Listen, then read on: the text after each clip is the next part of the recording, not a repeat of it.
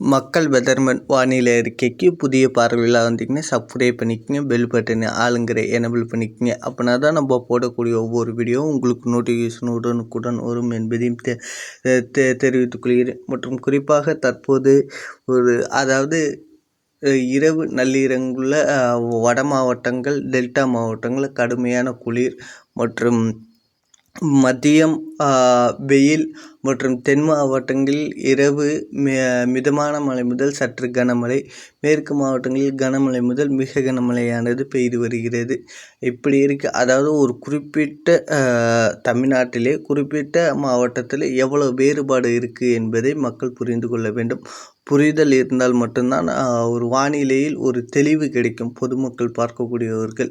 இப்படி இருக்கிறப்போ ஒவ்வொரு விஷயமும் நம்ம ஆராய்ந்து அது எப்படி மக்களுக்கு புரியும் வகையில் எளிமையாக எடுத்து சொல்கிறோம் என்பதையும் தெரிவித்துக் கொள்கிறேன். மற்றும் குறிப்பாக தற்போது கடுமையான வெயில் எங்கன்னா திருச்சி, மதுரை, குறிப்பாக வேலூர், இதற்கு அடுத்தபடியாக கடலூர் போன்ற பகுதிகள், பெரம்பலூர், திருச்சி மற்றும் திருநெல்வேலி, தூத்துக்குடி, தென்காசி மற்றும் கன்னியாகுமரி போன்ற பகுதிகள் மற்றும் மேற்கு மாவட்டங்களில் கடுமையான வெயிலின் தாக்கம் அதிக அளவு உயரும் காரணத்தினால் தற்போது ஒரு காற்று, அதாவது இதமான காற்று முறிவு காரணமாக தற்போது மழைக்கு வாய்ப்பு அமைந்து வருகிறது என்பதையும் தெரிவித்துக்கொள்கிறேன். இது ஏற்கனவே நம்ம சொல்லியிருந்தோம், பருவம் தவறிய மழை அதிகமாக இருக்கும்ட்டு. முந்தின வீடியோக்கள்லாம் அதிகமாக சொல்கிறது அதுதான், பருவம் தவறிய மழை தான் அதிகமாக இருக்கும்ட்டு. இந்த ஆண்டை பொறுத்தவரை வெயிலின் தாக்கம் அதிகப்படியாக இருக்கும். அதாவது வரலாற்றின் ஒரு உச்சமாக இந்த ஆண்டு இருக்கக்கூடும். அதிகப்படியான வெயில் தாக்கம் தமிழ்நாட்டுக்கு இருக்கும். தமிழ்நாட்டு மட்டும் இல்லை, இந்தியாவிலேயே அதாவது மார்ச் 1 இருந்து இந்த எக்ஸாமுக்கு போகக்கூடிய பசங்களாம் கொஞ்சம் தண்ணி பாட்டில் இதெல்லாம் எடுத்துகிட்டு போயிடுங்க. அந்த அளவுக்கு வெயிலின் தாக்கம் இருக்கக்கூடும் என்பதையும் ஒரு எச்சரிக்கையாக கொடுக்கிறேன். நீர்ச்சத்துக்கள் அதிகம் உள்ள பழங்களை வாங்கி வைத்துக் கொள்ளுங்கள். தர்பூசணி, வெள்ளரிக்காய் மற்றும் குளிர்பானங்கள், அந்த மோர், இதுமாரி போன்ற நீர்ச்சத்து அதிகமாக உள்ள பொருட்களை மக்கள் அதிக அளவு விரும்பி கொள்ளுங்கள் என்பதையும் தெரிவித்துக்கொள். இதற்கு அடுத்தபடியாக குறிப்பாக இந்த கோடை காலத்தில் முடிந்த அளவு பொதுமக்கள் யாரும் வெளியே வர வேண்டாம், முதியோர்கள் யாரும் வெளியே வர வேண்டாம். வெயிலின் தாக்கம் கண்டிப்பாக உச்சத்தில் இருக்கக்கூடும் என்பதையும் தெரிவித்துக்கொள்கிறேன். மார்ச் மாதம் 2 வெயிலின் தாக்கம் படிப்படியாக அதிகரிக்கக்கூடும். அடுத்த சில நாட்கள், அதாவது இன்று முதல் அடுத்த 2 நாட்களுக்கு மழைக்கு வாய்ப்புள்ளது. குறிப்பாக மழைக்கு வாய்ப்புள்ள மாவட்டங்களை பார்த்திங்கன்னா தேனி மாவட்டம். தேனியில் எங்கே இருக்குன்னா போடிநாயக்கனூர், மேகமலை, வருஷ மலை, அந்த வருஷநாடு போன்ற மலைப்பகுதியில் இருக்கக்கூடும்.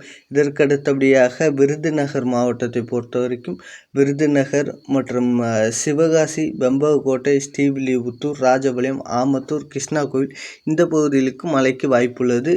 ஒதுக்கி பெய்யும். இந்த மழை முழுவதுமாக பெய்துள்ளது. ஒதுக்கி ஒரு இடத்துல 2 சென்டிமீட்டர், ஒரு இடத்துல 3 சென்டிமீட்டர், அந்த அளவுக்கு ஒதுக்கி போயும். தூத்துக்குடி மாவட்டத்தை பொறுத்த வரைக்கும் ஆத்தூர் மற்றும் ஸ்ரீவைகுண்டம், ஆதிச்சநல்லூர், பழைய கைத்தாறு மற்றும் ஒட்டப்பிடாரம், விளாத்திக்குளம், எட்டயபுரம், கோவில்பட்டி, கழுகுமலை மற்றும் பசுவந்தனை மற்றும் பாஞ்சாலக்குறிச்சி போன்ற பகுதியில் ஒதுக்கி மிதமான மழை முதல் சற்று கனமழையானது மாலை இரவு நேரங்களில் இருக்கக்கூடும்.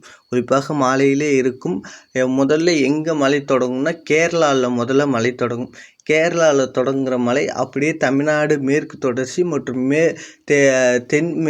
தென் மாவட்டங்களுக்கு கொண்டு வந்து அந்த மேகக்குவியலை ஏற்படுத்தக்கூடும் என எதிர்பார்க்கப்படுகிறது. இதன் காரணமாக இருக்கக்கூடும்.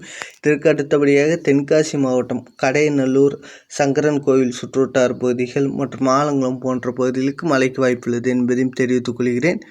வாசுதேவநல்லூர் மற்றும் திருநெல்வேலி மாவட்டத்தை பொறுத்த வரைக்கும் தலையூத்து, கங்கை கொண்டான் மற்றும் அதன் சுற்றுவட்டார பகுதிகள், இந்த பகுதிகளுக்கு மழைக்கு வாய்ப்புள்ளது. மாநகர பகுதிகளுக்கும் மழைக்கு வாய்ப்புள்ளது.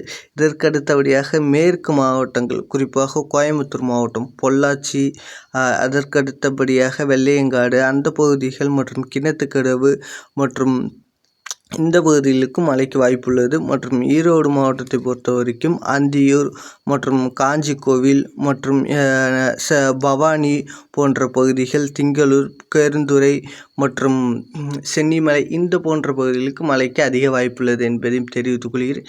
மற்றும் திருப்பூர்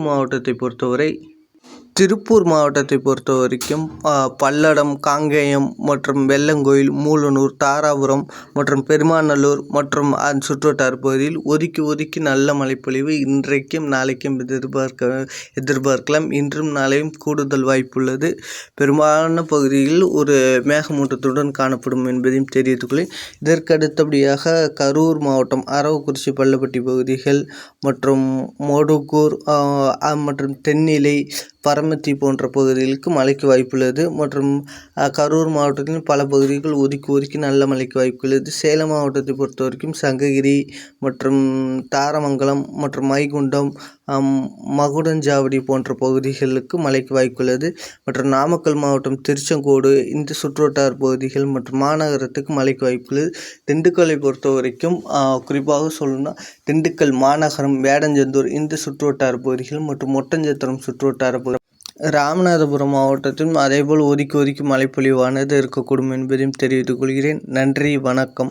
அனைவரும் சப்ஸ்கிரைப் பண்ணுங்கள். பெல் பட்டனை ஆளுங்கிற எனபிள்